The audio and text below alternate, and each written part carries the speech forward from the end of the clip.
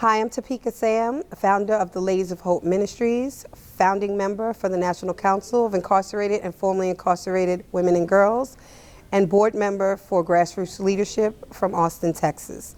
I'm also a student at New York Theological Seminary and a Justice and Education Scholar at Columbia University.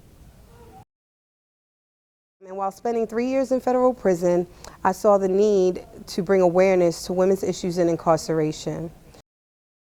Last year, I was blessed enough to get with Andrea James, who is also a founding member of the National Council for Incarcerated and Formerly Incarcerated Women and Girls. And she took me under her wing and invited me to her event, the Free Her Conference at Harvard University, where I was able to speak and using my real voice. I wanted to bring the people out and for real women to be able to use their voices because what we see and what we think is in prison is not what was in prison. From that point, I knew that it was nothing but God and that we were going to work together in order to complete the purpose and making effective change in policy and allowing women across the nation to use their voice. With the help of Columbia University through our Beyond the Bars Fellowship, we were able to do our first symposium, Real Women, Real Voices, where the people meet the policy. From there, we went to American University, College of Law in Washington, D.C., where we also had the press release announcing the National Council for Incarcerated and Formerly Incarcerated Women and Girls. From there, we went to we went to New Orleans, and we spoke at Loyola College of Law and had another symposium there, and lastly, Vanderbilt University in Nashville, Tennessee. Since I've been home, I've been able, along with my sisters, to achieve all of these amazing accomplishments.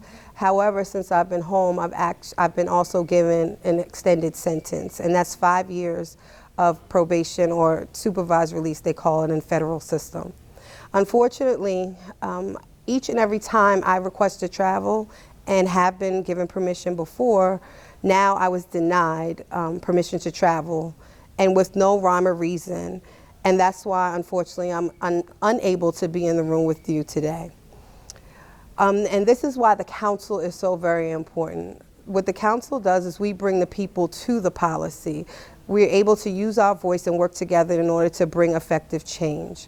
Part of which I'm hoping to change the way blanket laws and blanket rules and regulations are looked upon for each individual, opposed to looking at everyone's situation as something separate and apart and taking that into consideration upon making decisions.